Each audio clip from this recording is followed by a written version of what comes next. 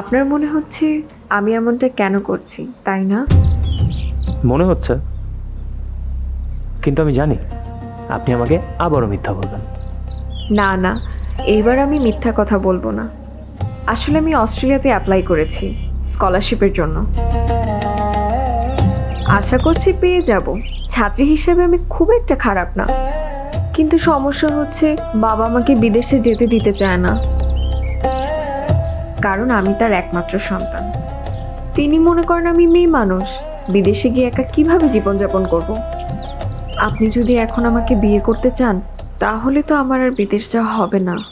আমি দেখতে চাই, পড়তে চাই, উড়তে চাই, চাই ইকোনমিক ফ্রিডম।